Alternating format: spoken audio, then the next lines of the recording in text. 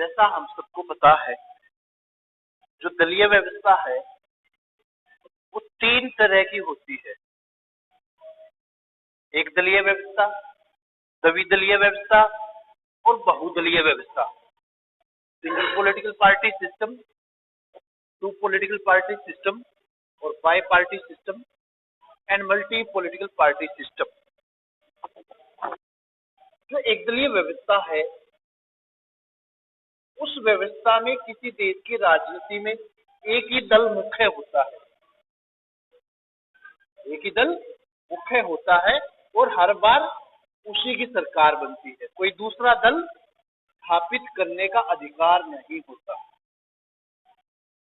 जैसे चाइना में है साम्यवादी दल।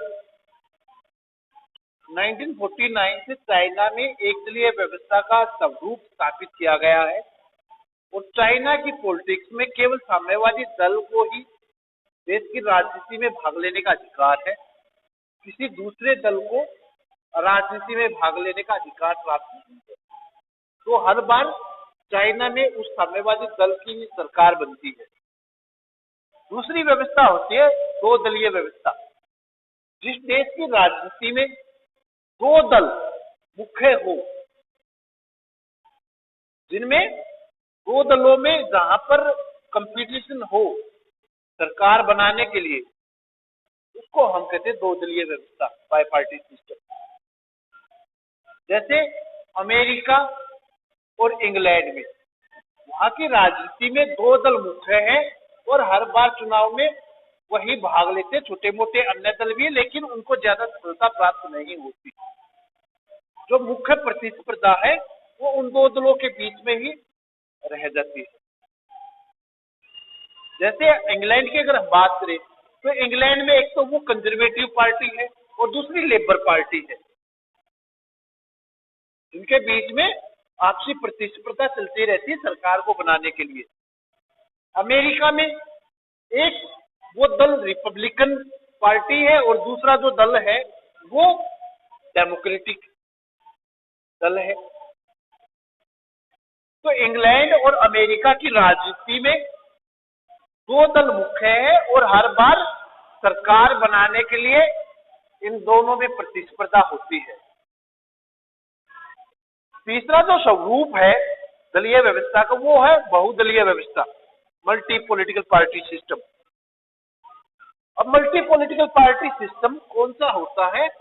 जिस देश की राजनीति में 2 से ज्यादा दल भाग लेते हो, उनको हम कहते हैं बहुदलीय व्यवस्था प्रणाली। जैसे भारत में है कि जब भी चुनाव होते हैं, उन चुनाव में बहुत सारे दल होते हैं, बहुत सारे क्षेत्रीय, राष्ट्रीय स्तर के और कुछ स्वतंत्र उम्मीदवार भी। तो देश की राजनीति में बहुत सारे दल भाग लेते हैं। तो ये है दलीय व्यवस्था का स्वरूप। अब हम डिस्कस करेंगे बाई पार्टी सिस्टम पर। By party system does not mean that a particular country has only 2 parties and there is no third party in it। 2 दलीय व्यवस्था से हमारा अभिप्राय ये नहीं कि केवल 2 ही दल हो, कोई दूसरा दल ना हो, कोई दूसरा दल राजनीति में भाग ना लेते हो, ऐसा बिल्कुल नहीं है। It means there are only 2 major parties and the rest of the parties are less important, for example USA and England। 2 से ज्यादा दल होते हैं इन देशों में, लेकिन उन दलों को ज्यादा महत्व नहीं मिलता, वो देश की राजनीति में ज्यादा अहम योगदान नहीं दे पाते। जो कंपटीशन है वो 2 दलों के बीच में ही सिमट कर रह जाता है। जैसे यूएसए और इंग्लैंड में मैंने थोड़ी देर पहले बताया कि भाई सरकार बनाने के लिए जो प्रतिस्पर्धा है वो इन दोनों दलों में लगी रहती है। अब हम डिस्कस करेंगे बेटा जो बाई पार्टी सिस्टम है उसकी मेरिट और डिमेरिट्स पर। फर्स्ट है गवर्नमेंट बिकम्स मोर स्टेबल। जो सरकार है 2 दलीय व्यवस्था वाले देशों में ज्यादा सुदृढ़ होती है, मजबूत होती है। The government is more stable in a bi-party system because the party which has a majority in the legislature forms the government and the other party acts as opposition। वही जिन देशों में दो दलीय व्यवस्था होती है, सीधी सी चीज है, किसी एक दल को बहुमत मिलेगा, दूसरे दल क्या करेगा, वो दूसरा दल विपक्ष का निर्माण करेगा। जिसको बहुमत मिल गया, मेजोरिटी मिल गई, वो दल अपनी सरकार बना लेगा, प्रशासन चलाने लग जाएगा, और दूसरा दल वो विपक्ष का निर्माण करेगा। Coalition government are not formed in a bi party system. जिन देशों में बहुदलीय व्यवस्था स्थापित है, उन देशों में गठबंधन की राजनीति की, गठबंधन सरकारों की जरूरत नहीं रहती, क्योंकि क्लियर मेजोरिटी मिलना आसान होता है। वही प्रतिस्पर्धा में दो दल है, उनमें से एक दल मेजोरिटी में जाएगा, एक माइनॉरिटी में आ जाएगा।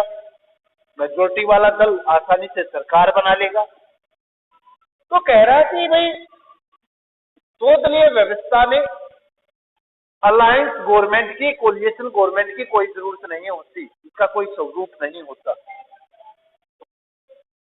Second, direct election of the government.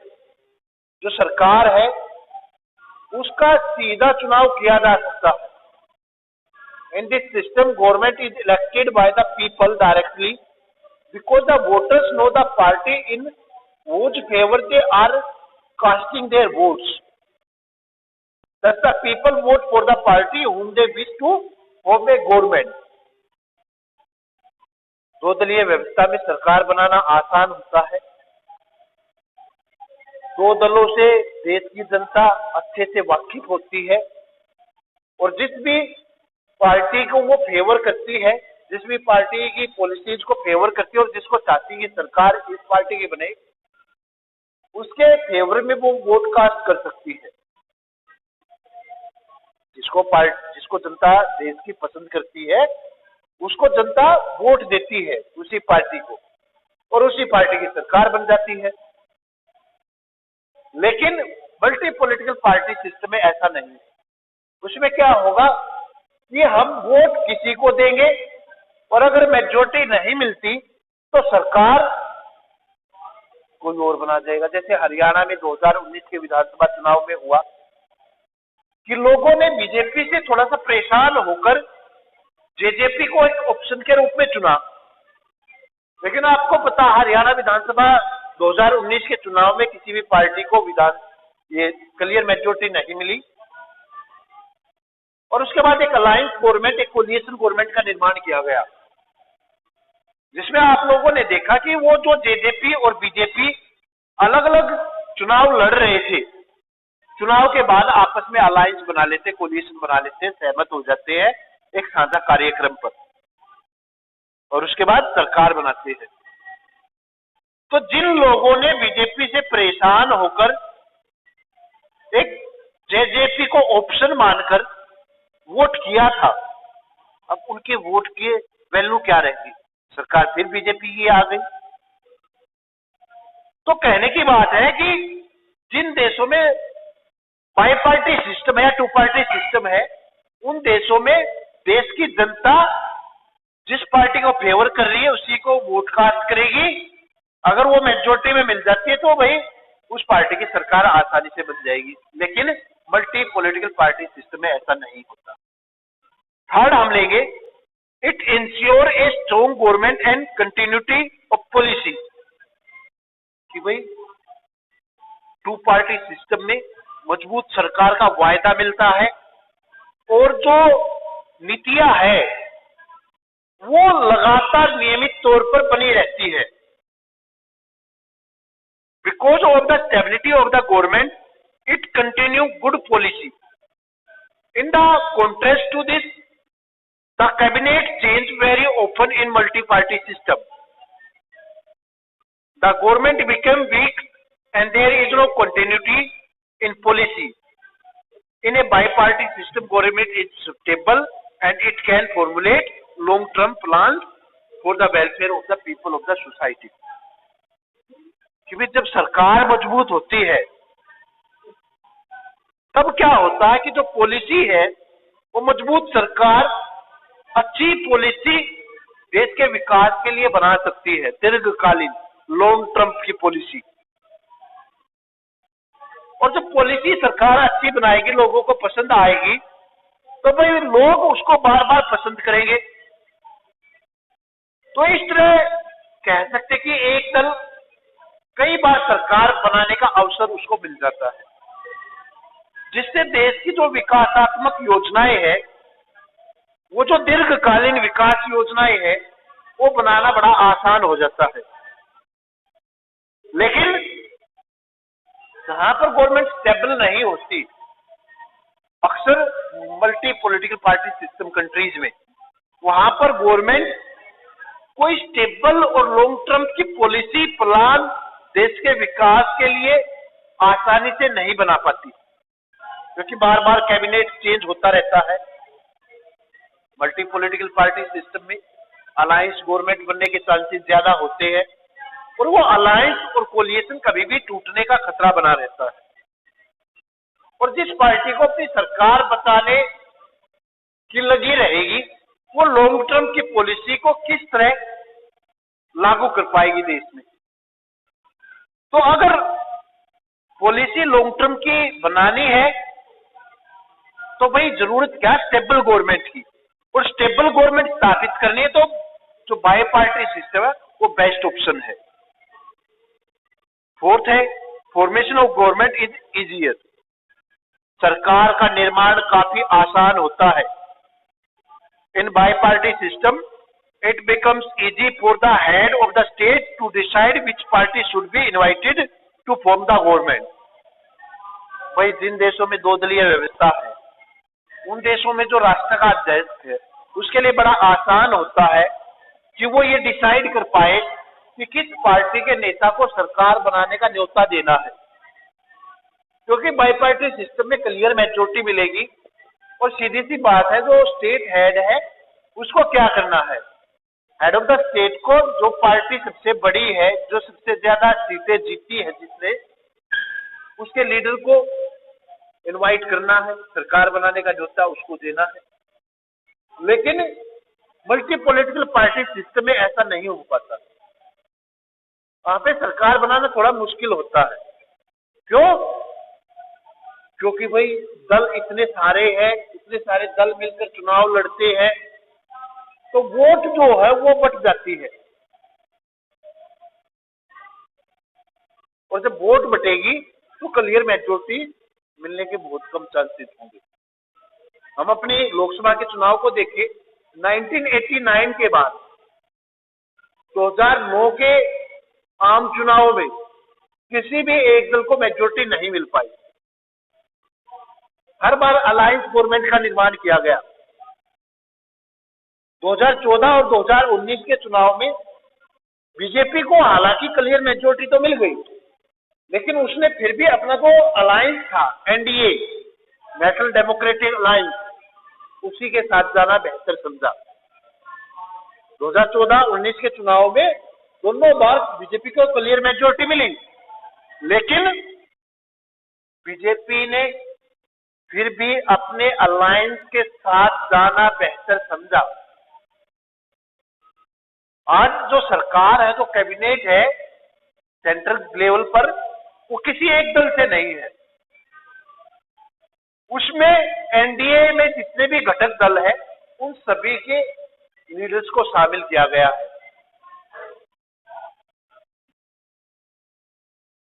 The head of the state invites the leader of the majority winning party to form the government. In this way, formation of government is very easy in the biparty system।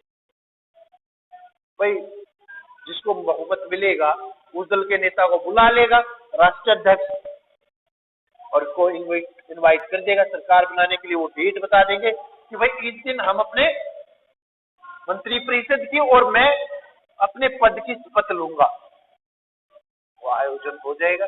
तो सरकार बनाना काफी आसान है। अब हम इसकी demerit जानेंगे। What are the various demerits of bi party system. First हम लेते हैं डिक्टेटरशिप ऑफ द कैबिनेट, मंत्रिमंडल का तानाशाह पूर्ण रवैया।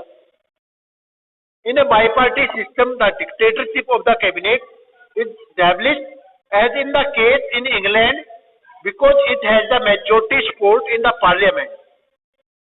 वही जिन देशों में दो दलीय व्यवस्था है वहां पर मंत्रिमंडल की तानाशाही स्थापित होने का डर बना रहता है, जैसे इंग्लैंड में, क्योंकि वहां पर जिस पार्टी की सरकार होती है उसको पार्लियामेंट का जो पॉपुलर हाउस है उसकी मेजोरिटी मिली होती है। In such a situation the ruling party does not care much for the opposition. तो दो दलीय व्यवस्था में जो सत्तारूढ़ दल है, रूलिंग पार्टी है, वो ऑपोजिशन की तरफ ज्यादा ध्यान देती नहीं, क्योंकि उसे पता है कि मेरी मेजोरिटी में सरकार है, ऑपोजिशन से मेरे को कोई खतरा ही नहीं। तो जो डिक्टेटरशिप है, तानाशाही है, वो स्थापित होने का डर बना रहता है बाई पार्टी सिस्टम में। Second, limited choice before the voters. Second जो डिमेरिट्स है बाई पार्टी सिस्टम की वो हम लेते हैं कि भाई जो वोटर्स है उनके पास पसंद का जो क्षेत्र है वो सीमित होता है। When there are only two parties before the voters, they have to elect one out of the two parties, even if they do not like both the parties। वही जिन देशों में दो पार्टी सिस्टम स्थापित की गई है वहां पर सीधी सी बात है, वोटर्स के सामने दो ऑप्शन है, ए और बी। उनको या तो ए को सिलेक्ट करना है या बी को सिलेक्ट करना है। अब देश में बहुत सारे वोटर्स ऐसे भी होंगे जो दोनों ही पार्टी को नापसंद करते हो, लेकिन उनके पास कोई थर्ड ऑप्शन है ही नहीं जिसके साथ वो जा सके। अब उन्हें ए और बी में से सिलेक्ट करना है। मान लो इंग्लैंड है, जैसे इंग्लैंड में दो दल है, एक कंजर्वेटिव पॉलिटिकल पार्टी है और दूसरी लेबर पॉलिटिकल पार्टी है। अब मान लो कुछ तो सिटीजन ऐसे होंगे जो लेबर पार्टी की पॉलिसी को फेवर करते होंगे, वो आसानी से लेबर पार्टी को वोट दे देंगे। कुछ ऐसे भी होंगे जो कंजर्वेटिव पॉलिटिकल पार्टी को पसंद करते होंगे, उसकी पॉलिसी प्रोग्राम को पसंद करते होंगे, उनके लिए अच्छा है, वो उस पार्टी को वोट कर देंगे। लेकिन कुछ ऐसे भी तो होंगे जो दोनों को ही नापसंद करते हो, दोनों को नहीं चाहते कि उनकी सरकार बने, लेकिन ऐसे लोगों के पास कोई थर्ड ऑप्शन तो है ही नहीं, चुनना उन्हें उन्हीं दो पार्टी में से है। In this way the voters loses its freedom of choice। In case there are more than two parties, the choice for the voters became wide। दो दलीय व्यवस्था में जो वोटर्स है वो अपने पसंद का दायरा खो देते हैं, सीमित हो जाता है उनकी पसंद का दायरा। अगर मल्टी पॉलिटिकल पार्टी सिस्टम होता तो उनके जो पसंद का दायरा है, चित्र है, वो ज्यादा बड़ा होता। उनके पास कई सारे ऑप्शन होते हैं जिसमें पॉलिटिकल पार्टी को वो पसंद करते हैं उसके फेवर में वोट कास्ट कर सकते हैं। थर्ड है the Prestige of the legislator is lower. जो विधान मंडल है उसकी जो रिस्पेक्ट है, उसका जो सम्मान है वो कम होता है by party system. In a bi party system the majority party supports the cabinet. The Prime Minister has a special influence over the Parliament। दो दलीय व्यवस्था वाले देशों में जो मंत्रिमंडल है वो मेजोरिटी वाले पॉलिटिकल पार्टी से बनता है और जो प्रधानमंत्री है उसका पार्लियामेंट में, विधानमंडल में बहुत ज्यादा प्रभाव होता है, प्रभावित करता है पार्लियामेंट उसकी कार्यप्रणाली को। Because he is the head of majority winning party। क्यों?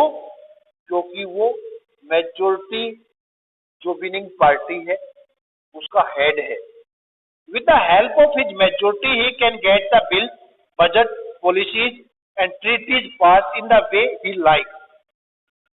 अब जिसकी मेजोरिटी में सरकार होती है, अब भाई उसके लिए बड़ा आसान है, देश के लिए जो नीतियां बनती है उनको पार्लियामेंट से पास कराना। जो ट्रीटी दूसरे देशों के साथ वो करते हैं उनको पास कराना बड़ा आसान होता है, क्योंकि मेजोरिटी उस पार्टी की है। और जब उस बिल पर, प्रोपोजल पर वोटिंग होगी तो जाहिर सी चीज है उस पॉलिटिकल पार्टी की या रूलिंग पार्टी की आसानी से जीत हो जाएगी और वो आसानी से जैसा वो चाहती है उन पॉलिसीज को इम्प्लीमेंट कर सकती है।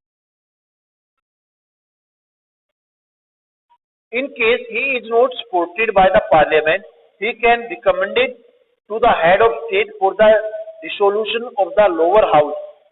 Therefore, the parliament is a sort of puppet in the hands of the prime minister.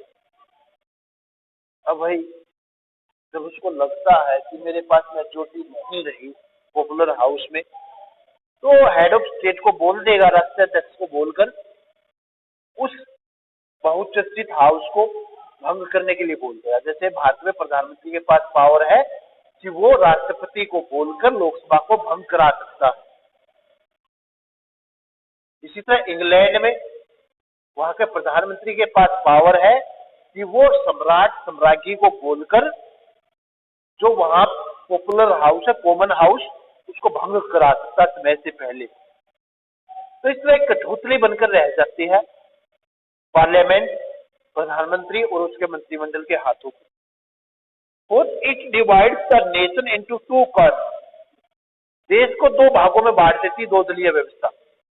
When there are only two parties in a country, there is a great difference in their ideology, and there is great controversy over the basis policy in the country. भाई जिन देशों में दो party system है उन देशों में एक समस्या आमतौर पर देखी जाती है और वो समस्या है देश की नीतियों का निर्धारण करने में, देश के लिए विकासात्मक नीतियों का निर्धारण करने में। क्योंकि दो पार्टी जहां पर है उन दोनों पार्टियों की जो आइडियोलॉजी है उसमें बहुत ज्यादा अंतर मिलेगा। भाई नाम से ही पता लग गया, एक कंजर्वेटिव पार्टी है, सीधी चीज है, वो जो वीआईपी एक अलाइड क्लास है सोसाइटी की उसको फेवर करेगी। दूसरी तरफ जो लेबर पार्टी है, नाम से ही है कि जो वर्कर है, लेबर है, उनको फेवर करेगी। तो आइडियोलॉजी में डिफरेंस होता है दिन रात का। हालांकि वो अब डिफरेंस बहुत ज्यादा कम हो चुका है कंजर्वेटिव और लेबर पॉलिटिकल पार्टी में। तो भाई जब विचारधारा में अंतर आता है तब ये तय करना बड़ा मुश्किल हो जाता है कि देश के विकास के लिए कौन सी पॉलिसीज अच्छी रहेगी। उनका निर्धारण करने में बड़ी चुनौती आती है कि किन नीतियों को अपनाकर, कौन सी विचारधारा को अपनाकर हम देश का विकास करें। तो ये है दो दलीय व्यवस्था की चुनौतियां। अगर इसके दूसरी तरफ हम देखें मल्टी पॉलिटिकल पार्टी सिस्टम, जिसमें दो से ज्यादा दल देश की राजनीति में भाग लेते हैं। जैसे भारत में कोई भी चुनाव होता, बहुत सारे दल पार्टिसिपेट करते हैं। तो उस बहुदलीय व्यवस्था का लाभ क्या होगा, मेरिट क्या होगी? एक तो मेरिट यही होगी कि जो वोटर्स है उनकी जो पसंद का क्षेत्र है वो बड़ा होगा।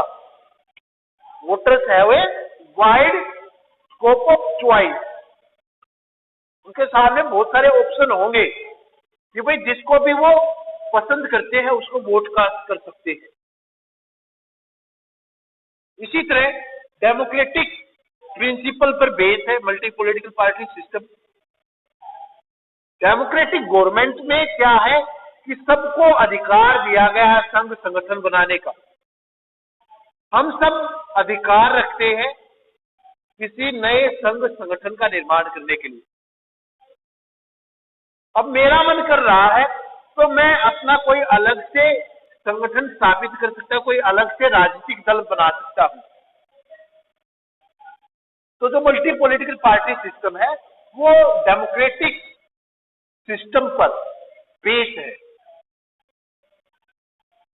तीसरा हम ले सकते हैं कि भाई जो मंत्रिमंडल है उसकी जो निरंकुशता है उसको कंट्रोल किया जा सकता है। We control the dictatorship of the cabinet in the multi political party system, क्योंकि सरकार अलग अलग दलों से मिलकर बनती है, मोस्टली अलायंस गवर्नमेंट बनती है। तो भाई उस रूलिंग पार्टी को क्या करना होता है, जब दल मिलीजुली सरकार मिलीजुली पार्टियों से बनती है तो सरकार को सभी दलों की विचारधारा का सम्मान करना पड़ता है। सभी दलों सभी वर्गों से मंत्रिमंडल में मंत्रियों को शामिल करना पड़ता है। तो ये उसकी मेरिट है। डीमेरिट में एक तो सरकार बनाना बड़ा मुश्किल होगा, दूसरा किसी पार्टी को मेजोरिटी बहुत कम मिलेगी, चांसेस ना के बराबर होंगे मल्टी पॉलिटिकल पार्टी सिस्टम में। तीसरी जो लॉन्ग टर्म की पॉलिसी है वो बनाना आसान नहीं होगा, क्योंकि सरकार कभी भी टूटने का खतरा बना रहेगा। चौथा हम ले सकते हैं कि जो मंत्रिमंडल है वो कमजोर होगा, यहां तक कि प्रधानमंत्री की स्टेटस भी कमजोर होगी। कि भाई मंत्रिमंडल एक तो सभी दलों से मिलकर बनेगा, उन सबके जो नीतियां है, विचारधारा है, आकांक्षाएं, उम्मीदें हैं, उनका सम्मान करना पड़ेगा। तो हम कह सकते हैं मल्टी पॉलिटिकल पार्टी सिस्टम में जो सरकार है उसका जो मंत्रिमंडल है, यहां तक कि जो प्रधानमंत्री है वो कमजोर होते हैं, क्योंकि कोई भी निर्णय वो अकेले अपने दम पर नहीं ले सकते। उन्हें कोई भी डिसीजन लेने के लिए उस अलायंस में शामिल सभी दलों की परमिशन की जरूरत है।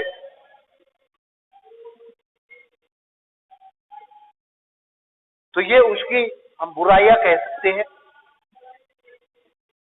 या जो वोटर्स है वो चयन ही नहीं कर पाते कि किस पार्टी को मैं वोट करूं।